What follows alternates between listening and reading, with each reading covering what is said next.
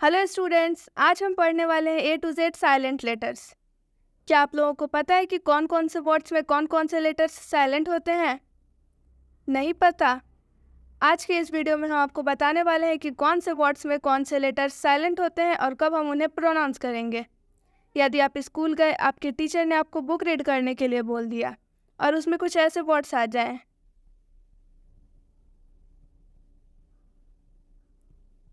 तो आप इन्हें कैसे प्रोनाउंस करेंगे?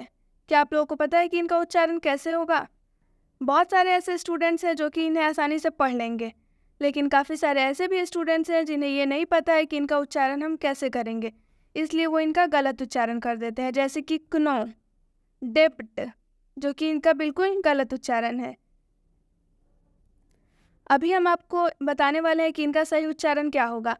इसका सही उच्चारण होगा नो और इसका सही उच्चारण होगा डेट, क्योंकि नो में के साइलेंट होता है और डेट में बी साइलेंट होता है। ऐसे बहुत सारे वर्ड्स हैं जिनमें कुछ लेटर्स साइलेंट होते हैं। आज के इस वीडियो में हम आपको ए टू जेड साइलेंट लेटर्स बताने वाले हैं, तो हमारे साथ आप अंत तक बने रहिए। बिल्कुल सही बात कही आपने। अब हम आपको ए टू जेड जितने भी साइलेंट लेटर होते हैं उसके कुछ रूल्स बताएंगे कि कब ए साइलेंट होता है, कब बी साइलेंट होता है, कब सी साइलेंट होता है। तो जितने भी सारे वर्ड साइलेंट होते हैं सबको हम आपको बारी बारी से समझाएंगे। अब हम आगे बढ़ते हैं। ए साइलेंट मतलब ये है कि ये ए कब साइलेंट होता है, इसके भी कुछ रूल्स होते हैं। क्या रूल है? यदि ए के बाद डबल एल वाई आए तो ए साइलेंट होता है। ए के बाद क्या आना चाहिए? Double L Y. तो जब ए के बाद डबल एल वाई आएगा तो ये ए साइलेंट हो जाएगा। इस ए का उच्चारण बिल्कुल नहीं करना है, मतलब ये इस ए को हम नहीं पढ़ेंगे। आइए हम आपको एक एग्जाम्पल के माध्यम से समझाते हैं। जैसे म्यूजिकली, इस म्यूजिकली में ए है और ए के बाद डबल एल वाई आया है, तो इस ए का उच्चारण नहीं करेंगे। मतलब ये इसको हम लोग पढ़ेंगे म्यूजिकली। बहुत से लोग इसको पढ़ते हैं म्यूजिकली, तो ये म्यूजिकली कहिएगा तो इसका उच्चारण गलत हो जाएगा, इसका प्रोनाउंसिएशन गलत हो जाएगा। यहाँ पर हिंदी में भी स्पष्ट लिखा है म्यूजिकली। इसका मतलब क्या होता है? तो इसका मतलब होता है संगीत की दृष्टि से। Next, logically. अब हम इसका उच्चारण क्या करेंगे? लॉजिकली, इन्हें कि लॉजिकली नहीं पढ़ेंगे। इसमें भी आप देख सकते हैं कि ए के बाद डबल एल वाई आया है, इसलिए इस ए का उच्चारण नहीं होगा। इस ए को हम लोग नहीं पढ़ेंगे। क्या पढ़ेंगे? लॉजिकली। इसका मतलब क्या होता है? तर्क में। फिजिकली, इसमें भी ए के बाद डबल एल वाई आया है, तो इस डबल एल वाई का उच्चारण नहीं होगा। बात समझ में आ रहा है ना? बहुत सारे स्टूडेंट इसका उच्चारण किस प्रकार करते हैं? बहुत सारे बच्चे इसका उच्चारण करते हैं फिजिकली। तो फिजिकली नहीं पढ़ना है ना, ए को साइलेंट यहाँ पे किया गया, ए का उच्चारण नहीं करेंगे तो हो जाएगा फिजिकली, मतलब शारीरिक रूप से। यहाँ पर है क्रिटिकली, मतलब यहाँ पर ए साइलेंट है, ए का उच्चारण नहीं होगा। क्यों नहीं होगा? इसलिए ए के बाद डबल एल वाई आता है, तो इस ए का उच्चारण नहीं होगा। इसका उच्चारण क्या होगा? क्रिटिकली, मतलब होता है गंभीर। यहाँ तक तो बात आपको समझ में आ ही गया होगा। तो अब हम आपको बताएंगे कि बी कौन कौन से सिचुएशंस में साइलेंट होता है।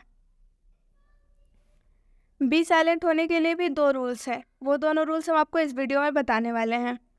तो पहला रूल है, यदि एम के बाद बी आए तो बी साइलेंट होता है। यदि एम के बाद बी आए तो बी साइलेंट होता है। इसका मतलब हुआ कि किसी भी वर्ड में एम होगा और एम के बाद से बी आया होगा तो हम इस बी का उच्चारण नहीं करेंगे। जैसे कि आप एग्जाम्पल भी देख सकते हैं, कॉम। कॉम में एम के बाद से बी आया हुआ है, इसलिए हम इसमें बी का उच्चारण नहीं करेंगे। इसे हम कॉम्ब नहीं पढ़ेंगे, इसे हम कॉम पढ़ेंगे। अगर आप इसे कॉम्ब पढ़ते हैं तो इसका उच्चारण गलत हो जाएगा। कॉम का मतलब होता है कंघा। नेक्स्ट एग्जाम्पल देखिए, बॉम। बॉम में भी एम के बाद से बी आया हुआ है, इसलिए इसमें भी बी साइलेंट होगा। बॉम को हम बॉम्ब नहीं पढ़ेंगे, इसे हम बॉम्ब पढ़ेंगे क्योंकि इसमें बी साइलेंट होता है। देख सकते हैं आप, यहाँ लिखा भी हुआ है बॉम्ब और जिसका हिंदी होता है बम। थम, बहुत सारे स्टूडेंट्स गलती करते हैं इसमें, इसे थम ना पढ़कर इसे थंब पढ़ते हैं, जो कि इसका बिल्कुल गलत उच्चारण होता है। इसमें एम के बाद से बी आया हुआ है, इसलिए इसमें बी साइलेंट होगा। तो हम थंब ना पढ़ के हम थम पढ़ेंगे। थम का मतलब होता है अंगूठा। डम, इसमें भी काफ़ी सारे स्टूडेंट्स गलती करते हैं, इसे डम्ब पढ़ते हैं, जबकि इसमें एम के बाद से बी दिया हुआ है, इसलिए हम इसे डम पढ़ेंगे। डम का मतलब होता है गूंगा। अब हम बी के दूसरे रूल की तरफ बढ़ते हैं। बी साइलेंट, अभी आपने पढ़ा होगा कि बी साइलेंट होता है। कब होता है? तो बी के पहले एम आता है, बी, ये जो बी है इसके पहले एम आता है तो बी साइलेंट हो जाता है। अभी आपने पढ़ा, लेकिन एक और बी के रूल है कि बी कब साइलेंट होता है। रूल पर ध्यान दीजिए। यदि बी के बाद टी आए तो बी साइलेंट होता है। देख लीजिए कितना ही आसान रूल है। बी के बाद टी आएगा तो ये बी साइलेंट हो जाएगा, मतलब इस बी का उच्चारण नहीं करना है, बी को हम लोग नहीं पढ़ेंगे, छोड़ देंगे। बस समझ में आ रहा है ना? इस बी का दूधू भाता है, इसको छोड़ देना है। अब यहाँ पर लिखा गया है, अगर हम आपके तरह उच्चारण करेंगे तो बहुत सारे स्टूडेंट इसको पढ़ते हैं डेप्ट। डेप्ट नहीं पढ़ना है, इस बी को छोड़ देना है, क्योंकि इस बी का दूधू भाता है, तो ये हम लोग पढ़ेंगे डेट। डेट मतलब होता है ऋण, ऋण मतलब होता है कर्ज। बात समझ में आ गया? अब बहुत सारे इसका उच्चारण स्टूडेंट करेंगे। डाउट, तो इसको हम लोग बी नहीं पढ़ेंगे, बी का उच्चारण बिल्कुल आपको नहीं करना है। इसको क्या पढ़ेंगे? डाउट। डाउट का मतलब संदेह होता है। डाउट का मतलब क्या होता है? डाउट का मतलब संदेह। यहाँ पर भी बी के बाद टी आया है, इसलिए बी साइलेंट हुआ है। अब हम लोग इसको पढ़ेंगे सटल। क्या पढ़ेंगे? सटल। इसलिए टी के पहले बी है, इसलिए इस बी का उच्चारण नहीं करेंगे, बी साइलेंट हो जाएगा। सटल का मतलब क्या होता है?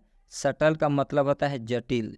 तो बच्चों अब आपको समझ में आ गया है कि बी कब साइलेंट होता है। तो पहला रूल ये बताया गया है कि बी के पहले यदि एम आता है तो बी साइलेंट हो जाता है। दूसरा कि बी के बाद अगर टी आता है तो ये बी साइलेंट हो जाता है। बी के साइलेंट होने के दो गो रूल है, समझ लीजिए। बी के पहले एम आता है तो बी साइलेंट होता है, मतलब इस बी को नहीं पढ़ना है। और बी के बाद यदि टी आता है तो हम इस बी का उच्चारण नहीं करेंगे।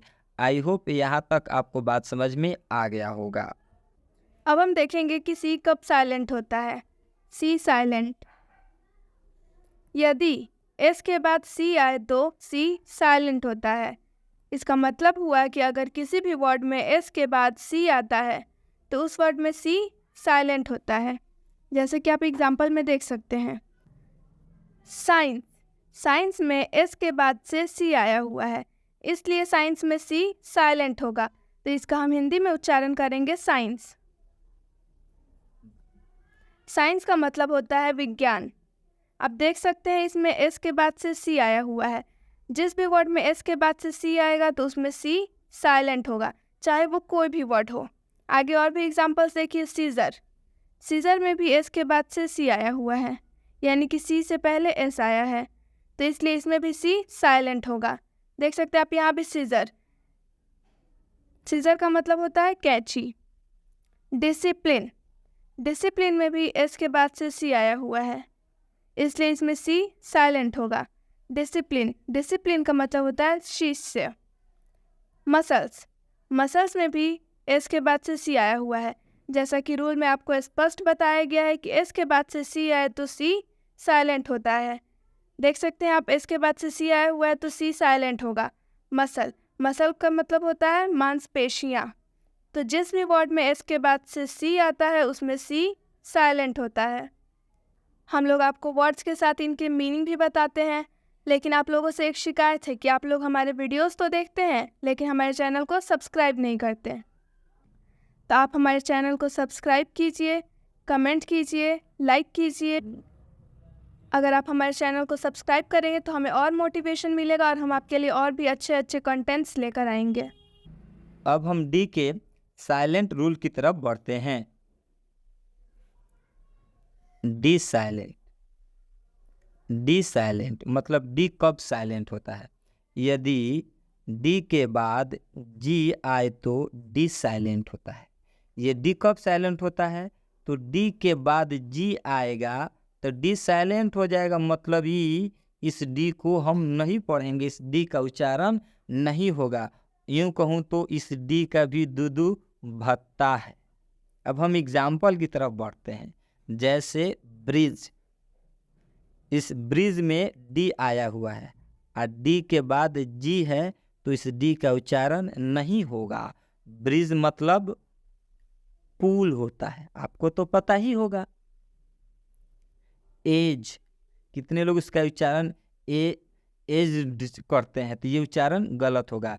एज क्या पढ़ेंगे? एज। डी के बाद जी है तो इस डी का उच्चारण नहीं करना है, ये डी साइलेंट यहाँ पर है। एज का मतलब क्या होता है?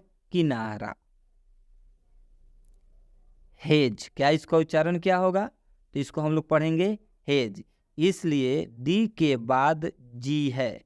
यूं कहूँ तो जी से पहले डी आता है तो डी साइलेंट हो जाता है, डी का उच्चारण नहीं करना है। हेज मतलब होता है बचाओ, हेज मतलब बचाओ। वेज, वेज में भी डी के बाद जी है।